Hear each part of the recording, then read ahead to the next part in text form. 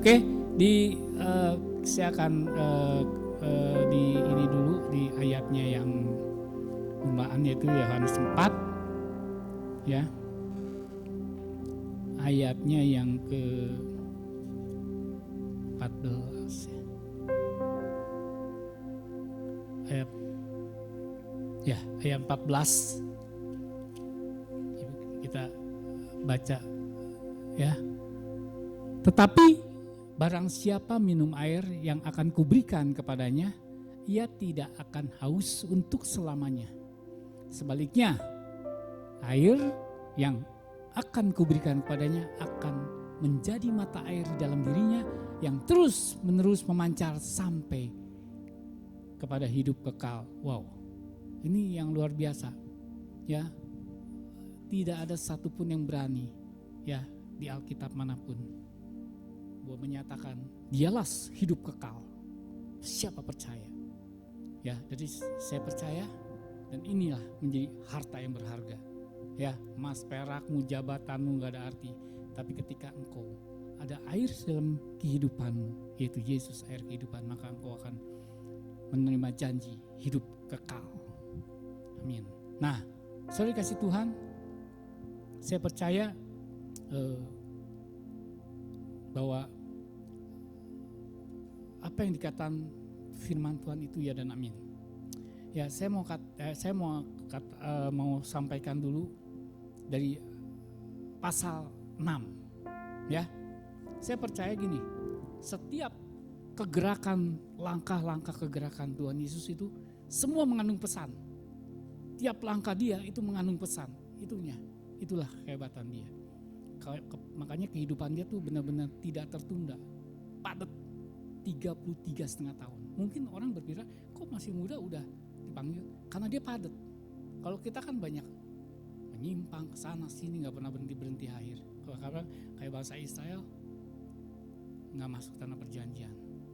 Ya, nah di ayat 6 coba yang saya bawa,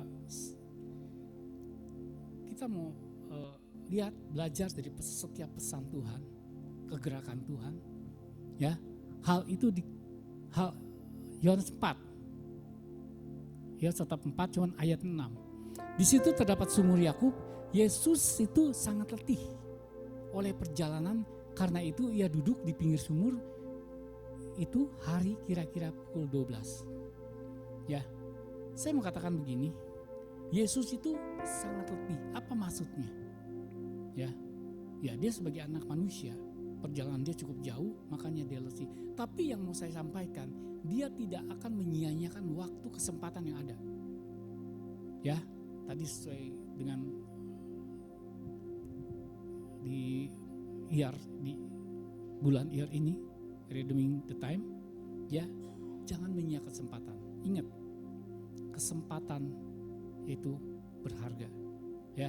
Jangan kita karena tertunda, ya. Seperti Tuhan Yesus, bayangin, dia lagi capek, letih,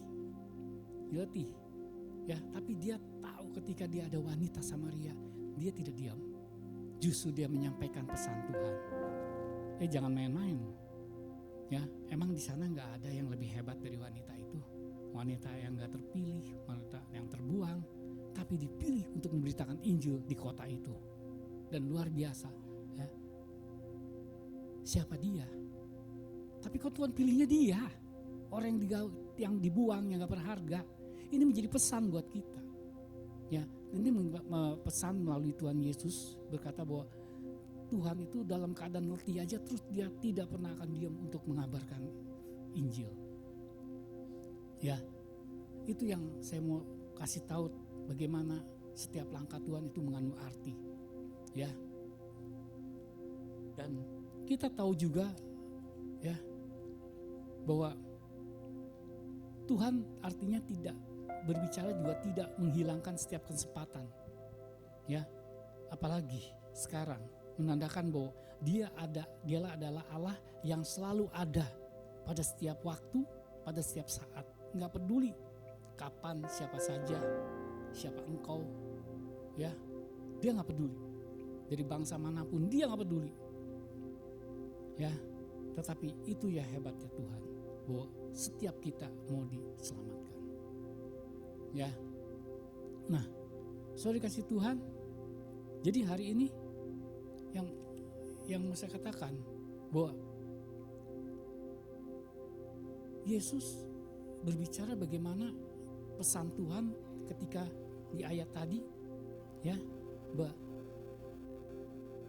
dia tidak akan menyiapkan kesempatan.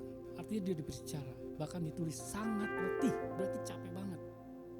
Ya, artinya sama. Hari ini menjadi peringatan buat kita. Mungkin kau sedang letih, ya, tepat seperti tadi kesaksian Ibu Elsa, ya. Arlen bisa letih lah, ya enggak? Letih itu enggak selalu bicara capek secara tenaga, tapi letih itu enggak secara jasmani rohani. Mungkin kau merasa letih, merasa capek, kok begini Tuhan, katanya ikut Yesus begini, tetapi kok keadaannya kenyataannya seperti ini, capek loh. Saya percaya capek. Mungkin kalau kita jadi Yesus saat itu kita tidur kali, ya enggak? Tuh akhirnya kesempatan wanita Samaria itu tidak bisa diselamatkan, ya enggak? Mungkin waktu engkau sedang letih, waktu engkau sedang ada keadaan beban berat, ya, ada Tuhan punya maksud, ya kan?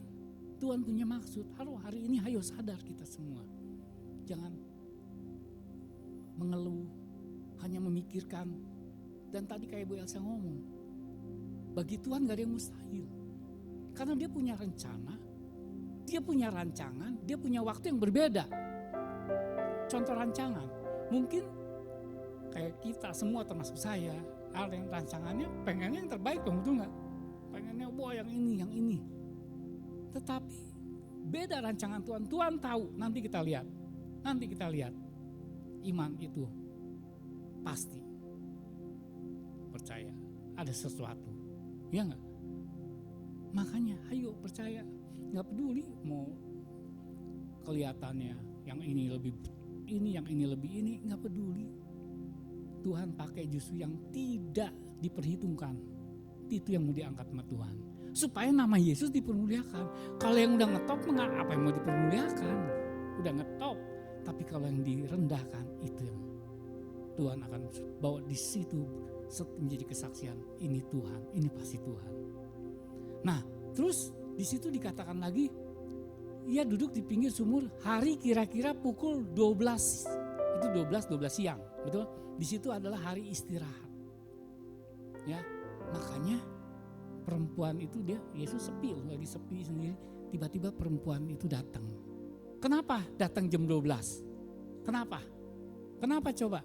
Kenapa jam 12 perempuan itu datang? Kenapa nunggu sepi? Karena dia orang yang terbuang. Dia orang terbuang. Nah ini lucu. Kadang-kadang kita seperti dia. Ya enggak? Karena dia menghindar.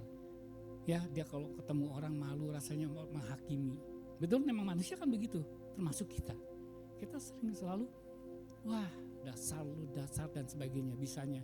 Padahal kita juga gak sempurna. Kita juga berdosa. Tapi kan tiba selalu begitu bisanya menghakimi. Nah wanita itu, kita belajar juga tentang wanita itu bagaimana dia menghindar. Ya pada saat menghindar, ya dia mau cari istilahnya cari aman, betul nggak? Dia cari aman, tetapi ternyata di situ mujizat terjadi. Ya, dia di situ mujizat, bukan mujizat lagi, itu luar biasa. Ya, jadi ini juga biar menjadi pesan buat kita juga ya, seperti orang wanita Samaria. Ya, apapun pergumulanmu saat ini, mungkin kau merasa juga seperti wanita Samaria, ya, yang merasa dibully dan sebagainya, ya, dan berbeban berat, letih dan sebagainya, seperti pesan-pesan tadi. Apa menjadi pergumulanmu hari ini? Mau keuanganmu, mau pekerjaanmu, jabatanmu dan sebagainya. Hari ini mari kita diingatkan kembali bahwa Tuhan punya rencana yang besar. Percaya Tuhan punya rencana.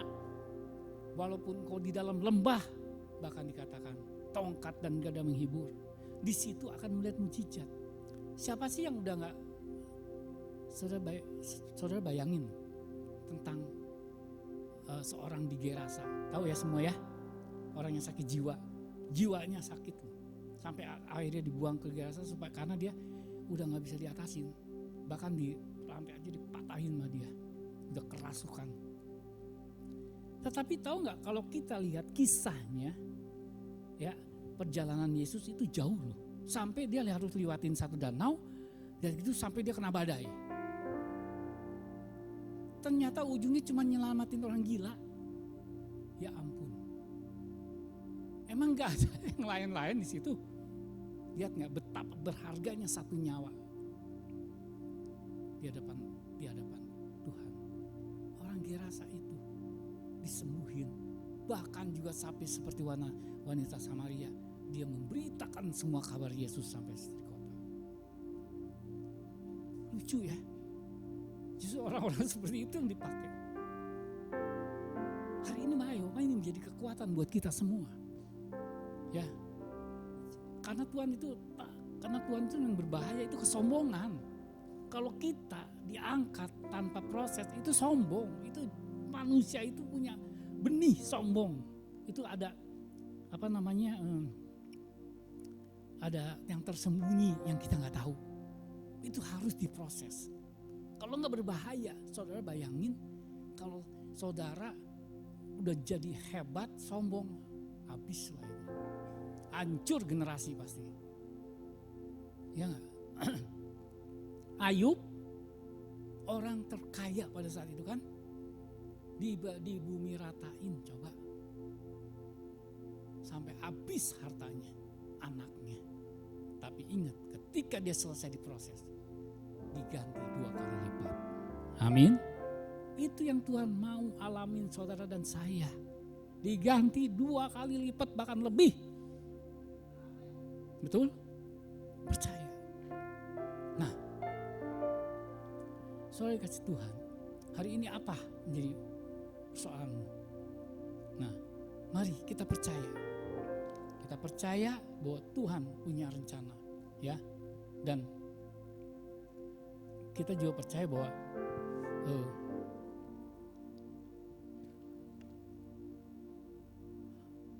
seperti ya, kita tahu bahwa gini loh, Tuhan gak peduli ya pada kita pun. Kadang-kadang kita gini loh, kita seperti wanita Samaria ya, kita sering ya terintimidasi, merasa terhakimi, pahit dan trauma. Benar, trauma itu yang membuat kita itu kesempatan yang Tuhan berikan hilang, tertunda seperti bangsa Israel. Jangan main-main loh. Saudara nggak hidup pada zaman itu. Ya sekarang bayangin dia makan roti berapa tahun, makan roti mana? 40 tahun. Kita makan seminggu aja udah ngamuk-ngamuk. Gue mau nyobain yang ini nih, gue bosan makan ini. Betul, jujur ayo. 40 tahun makan roti mana? Coba bayangin, saya juga bayangin. Jangan-jangan saya juga bisa seperti bangsa Israel ya, yang gagal masuk tanah perjanjian. Ngamuk. Kita aja sama begitu ya. Baru menghindar, misalnya dari kota ini pergi, udah kangen coba sama makanan. Waduh, marah enggak, gue mau pokoknya. Ya enggak? Nah sama artinya. Jadi saya percaya memang proses Tuhan, namanya proses itu gak enak. Tapi ujung-ujungnya Tuhan mau angkat kita terbang tinggi. Itu ya yang Tuhan mau. Jadi seperti itu. Ya, jadi nah kita mau belajar juga dari peristiwa di wanita Samaria ini ya, supaya tentunya kita tidak menyia-nyiakan setiap kesempatan yang ada, sebab kesempatan itu nggak bisa diulang, betul nggak? Nggak bisa diulang lagi. Kayak saya mana bisa kembali lagi ke masa muda, mau kalau aku dari dulu tau gitu aku belajar semangat, nggak bisa. Ayo ini anak-anak muda dengar, Kesempatan itu tidak akan terulang. Kalau kalian di sini dapat anugerah, lakukan dengan setia. Ya, kalau nggak bisa, percuma semuanya, tertunda, sia-sia. Ya, itu sama, intinya sama, cuman persoalan cuman berbeda. Ya enggak? Itu yang paling penting. Ya. Nah, terus karena saya percaya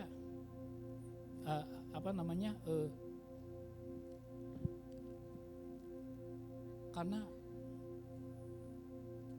kesempatan itu adalah harta yang sangat berharga dalam kehidupan kita. Nah, kita mau belajar, ya, apa sih yang dilakukan seorang wanita Samaria? Nah, ini kita belajar, ya, tentunya. Karena ini perjalanannya begitu luar biasa loh. Wanita yang seperti ini dibuang tapi justru dipakai sama Tuhan dengan luar biasa. Yang pertama adalah jujur, bertobat. Jangan benerin diri. Ini yang selalu kita juga seperti wanita Samaria. Saya percaya. Yohanes 4, 17, 18 coba. 17-18 apa sih? Kita belajar dari seorang wanita Samaria. Yang pertama itu jujur, bertobat. Kata perempuan itu, aku tidak mempunyai suami. Coba dari atasnya dulu biar lebih enak kelihatannya. Kata Yesus, atasnya lagi, 15. Kata perempuan itu kepadanya, Tuhan berikan aku air itu. Kan Tuhan Yesus bilang, akulah air kehidupan. Ya enggak? Terus coba Tuhan berikanlah air itu supaya aku tidak haus dan tidak usah datang lagi ke sini untuk menimba air. Lanjut, kata Yesus, pergi panggil suamimu dan datang ke sini. Kayaknya nggak nyambung. Orang minta air kenapa jadi ujuk-ujuk ke? Artinya apa? Tuhan membongkar masalahmu, traumamu. Tapi kalau wanita itu membenarkan diri, enggak tuh. Kita kan sering begitu. Enggak. Mungkin hari ini engkau sudah dibongkar lewat firman Tuhan. Ya. Cara Tuhan membongkar berbagai cara. Lewat pemimpin, ya enggak? Lewat mungkin anak, lewat siapapun. Tergantung mau bertobat atau kita mau benerin diri nih masalahnya. Ya. Itu yang selalu. Terus kata wanita itu lanjut. 17-nya. Kata perempuan itu, aku tidak punya suami. Kata Yesus padanya, tepat katamu bahwa engkau tidak punya suami. Lihat gak? Dia mulai benerin diri tuh. Gak punya tuh. Ternyata coba lihat lagi. 18, coba lihat lagi. Sebab engkau sudah punya 5 suami. Dan ada sekarang bukan suamimu, bayangin. Udah punya 5 yang sekarang bukan suami. Hitung aja mungkin itu yang mungkin lebih banyak. Dalam hal itu engkau berkata benar. Nah di situ dia bertobat. Ya enggak? Di situ dia bertobat. Tapi kan kalau kita mungkin benerin, wah ribut, yang ada ribut. Ya enggak? Hayo hari ini. Kalau memang hari ini firman Tuhan menegur kita, mau enggak kita bertobat? Kita jujur di hadapan Tuhan. Ya seperti wanita Samaria ini. Terus apa dia? Kata perempuan, Tuhan nyata sekarang kepadaku bahwa engkau seorang nabi. Nah, lihat nggak? Artinya dia bertobat, dia sadarin. Kalau kita kan enggak. Ya orang Farisi kenapa nggak bisa? Karena dia ngerasa lu manusia, lu siapa? Apalagi para tua-tua. Lu anak baru kemarin lu. Betul nggak? Terus ingat nggak waktu siapa yang dari sakit kusta disembuhin? Pasukan itu ketua pemimpin perwira. Naaman, ya nggak? Dia aja dinasihatin sama anak kecil loh. Dia terima. Ya nggak? Kita kan selalu begitu.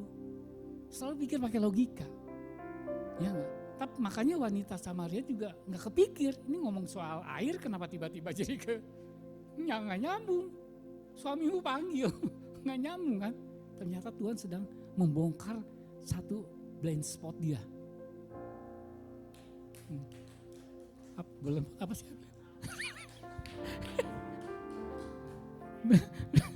Katanya bahasa Inggris kalau nggak jelas makin bagus. Ya jadi maksud saya seperti itu. Hari ini ayo, Tuhan tuh nggak bisa dibohongin, betul nggak? Nggak bisa. Lu mau nyumput ke kolong meja, nggak bisa. Bahkan tembok aja tidak bisa menghalangi. Hari ini mari, ayo kalau engkau juga merasa tertegur, ya bertobat jujur di hadapan, ya Tuhan, ya seperti wanita Samaria, seperti itu yang pertama. Ya jadi kita memang selalu pakai logika, ya kita selalu pakai pikiran kita. Maklum lah orang dunia pakai logika ya, selalu pikir ini lu kok dan sebagainya lah, pokoknya selalu ya Tuhan, ya enggak. Jangan pertama ini artinya jangan kita Tuhan lagi gini, Tuhan lagi bilang lu tuh karena lu mengandalkan sumbernya dari dunia ini. Dia pikir dengan laki-laki kan, ya enggak, dengan laki-laki dia mengandalkan laki-laki. Tapi sumber ke air kehidupan itu Yesus, justru dia mau bicara gitu. Karena Tuhan lagi bongkar nih orang tergantung lelaki, makanya laki-laki kawin lagi. Dia pikir kan, wah gue dapet yang bisa hebat dan nyaman, betul nggak? Ternyata nggak bisa. Nah hari ini bukankah kita selalu gitu? Kita selalu bergantung kepada bukan wanita, mungkin ke laki-laki, wanita, uang, jabatan dan sebagainya. Bertobat, jangan mengandalkan semua itu. Semua itu sia-sia. Tapi kalau udah waktunya Tuhan bisa berikan berlipat kali ganda. Benar, ya. Nah itu Tuhan bicara, jangan kau mengandalkan apa yang kau harapkan kepada dunia ini. Itu yang pertama. Yang kedua, artinya percaya dan dengan iman. Ya, kita coba dilihat di ayat 23-24. Percaya ya, dan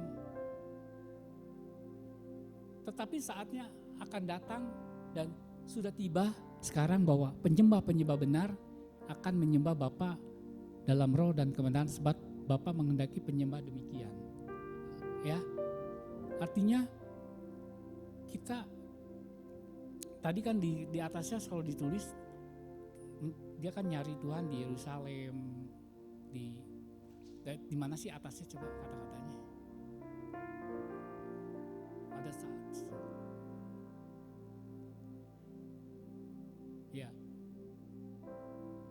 Terus atasnya lagi.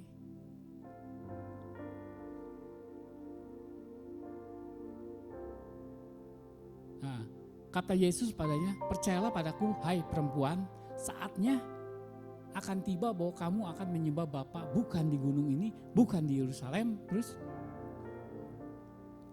kamu menyembah apa yang tidak kamu kenal, kami menyembah apa yang kami kenal, sebab keselamatan datang dari bangsa Yahudi. Terus jatuh, tapi saatnya akan datang dan sudah tiba sekarang bahwa penyembah benar dalam Bapa menyembah Bapa dalam roh dan kebenaran, sebab Bapa menghendaki penyembah demikian. Artinya Tuhan nggak mau itu rutinitas agamawi dan sebagainya, Tuhan nggak mau. Ya, tapi Tuhan mau adalah kita menyembah dalam roh dan kebenaran. Artinya menyembah, berdoa dan roh kebenaran, artinya engkau hasilkan buah pertobatanmu, hasilkan buah hidupmu untuk menjadi kesaksian setiap orang. Benar nggak? Bagaimana gini, upah terbesar adalah kita menyelamatkan jiwa. Kamu punya 1 triliun, kamu ketika kembali ke sana nggak ada harganya 1 triliunmu. Tapi ketika kau menyelamatkan 1 jiwa, itu harganya begitu besar. Mahkota mahkota. Betul nggak? Makanya Tuhan Yesus mau kau kaya lah, yang jadi orang yang kaya takut akan Tuhan. Itu makanya diproses dulu supaya dia kaya jadi takut akan Tuhan. Ya, jadi menggunakan semuanya untuk kita cari upah di surga. Ya, itu maksudnya. Jadi yang kedua itu. Ya, jadi kita seperti dua pujian penyembahan, ya, dan juga menjadi suatu kebiasaan Roh Kudus dalam hidup kita, ya, bukan rutinitas, ya, bukan kita juga seperti seperti yang dulu kata dia tadi ya, ke Yerusalem kemana, bukan, ya, yaitu justru dalam roh dan kebenaran, ya, berbalik dari jalan yang benar, ya, ada satu perubahan hidup, ya, orang yang menilai. Jadi saya percaya ketika kita berubah itu bukan kita yang menilai, betul nggak? Yang menilai orang lain itu yang menilai. Tapi kan kita selalu pokoknya kita, ya nggak? Tapi dilihat orang, lu ngomongnya orang Kristen tapi kehidupannya sering kita gitu kan. Ya. Nah itu, ketika kita hidup dalam kasih dan kebenaran, maka kita membungkam mereka, betul nggak? Nah itu yang kedua. Jadi seperti dikatakan tadi, ya, mari tentunya juga kita ya. Jadi istilahnya gini loh, kadang-kadang saya luar biasa loh cara Tuhan bekerja. Ketika, makanya kan dia bilang gini, sebaiknya aku pergi. Maksudnya aku mati bangkit pergi. Supaya apa? Supaya Roh Kudus dicurahin. Karena ketika Yesus, saya selalu katakan, saya selalu ingat, ketika Yesus jadi manusia, itu terbatas. Iya dong. Dia nggak bisa, dia di Yerusalem, dia nggak bisa di Indonesia, dia nggak bisa di sini-situ. Karena itu memang terbatas daging. Bukan dia bisa, tapi itu aturan dunia. Ya, tapi ketika Roh Kudus sudah dicurahkan, mau di ujung bumi, di ujung berung, dia tetap, kan ada lagunya, kemanakah aku dapat pergi, ya nggak? Artinya nggak bisa kita. Nah itu yang justru luar biasanya Tuhan kita. Ya, kita tidak bisa menghindar, kita akan dikejar terus, ya. Tapi jangan keraskan hatimu.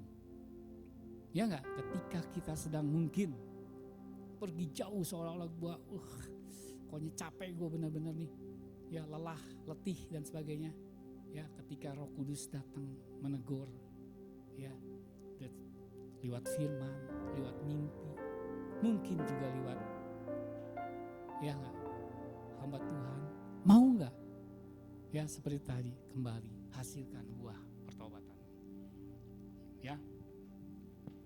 Dan yang terakhir adalah tentang amanat agung. Oh, ini penting. Yohanes 4 ayat 35, coba ya, 33. Ini pesan terakhir nih. Tentang makananku adalah melakukan kehendak-Nya.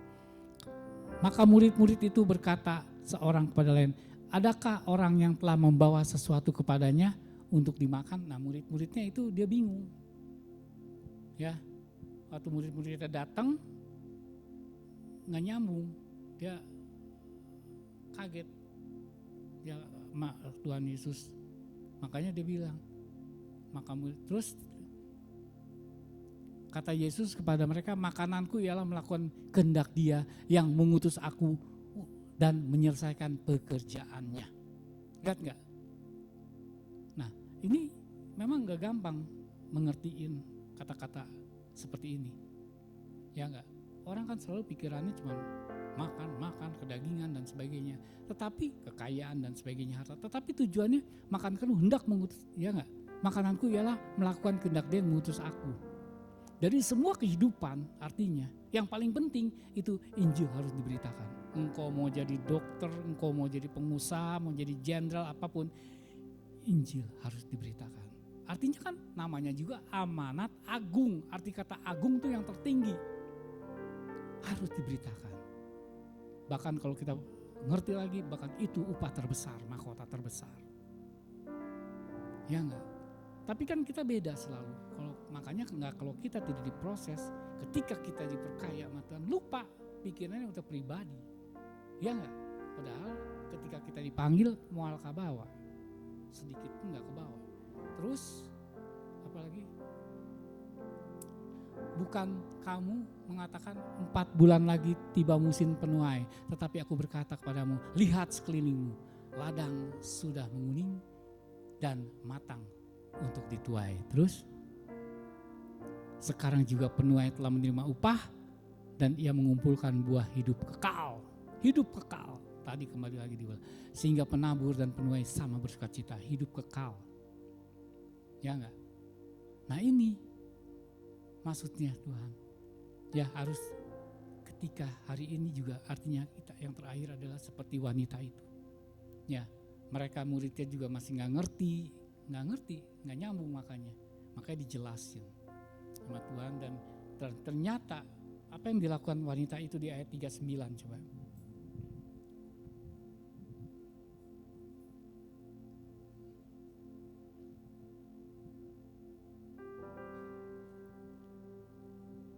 Ya. Dan banyak orang Samaria dari kota itu telah menjadi percaya kepadanya karena perkataan perempuan itu. Lihat nggak? Yang bersaksi, ia mengatakan padaku segala sesuatu telah kau perbuat. Ya, lihat nggak? Akhirnya dia lewat pertemuan dengan Tuhan dan lihat banyak mujizat. Padahal dia mujizat dia cuman dibuka rahasia dia, ya. Dibuka rahasia ketika Tuhan Yesus bernubuat dan dia percaya, oh ini Tuhan ini. Kok bisa disingkapkan rahasia trauma dia, kesalahan hidup dia dibongkar habis-habisan, baru dia percaya. Dia tidak mengeraskan hati, dia tidak membenarkan diri dia percaya. Dan akhirnya di situ dia benar-benar bertobat dan mulai dari situ dia beritain. Satu kota penuh. Bayangin, bagaimana dengan kita? Udahkah kita seperti wanita ini? Hah? Satu kota ini? Ya, hayo, biar ini jadi kekuatan buat kita. Ya, karena tujuan Tuhan adalah tadi, ya, karena tuaian sudah menguning, siap dituai. Ya enggak? Dan kita percaya bahwa firman Tuhan tidak pernah dibatalkan. Nah, itu yang disebut jangan kita menyia-nyiakan kesempatan. Beda loh. Saya 10 tahun, 20 tahun yang lalu, waduh, mau kemana-mana ke kota-kota, bawain untuk buka-buka sel-sel, itu kuat.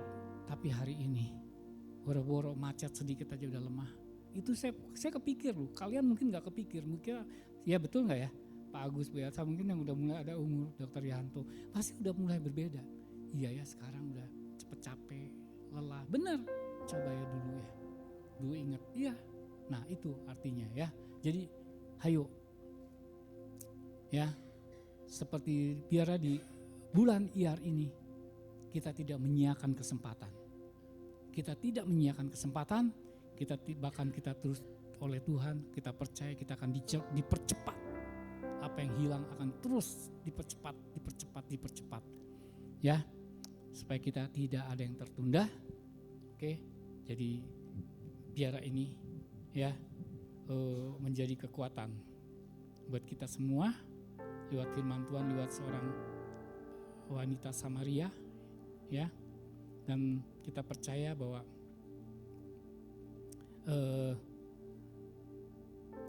andai kata kita juga diberkati semuanya untuk kemuliaan Tuhan. Ya, seperti dikatakan bahwa ingat, kembali lagi saya ingatkan, ya, yang pertama tadi jujur, bertobat, terus menyembah, dalam kemudian hasilkan buah pertobatanmu. Ya, jangan lupa semuanya adalah untuk amanat agung, makananku melakukan kehendaknya. Karena itu waktu adalah harta yang sangat berharga buat kita semua. Oke, demikian firman Tuhan. Biar firman Tuhan menjadi kekuatan buat kita.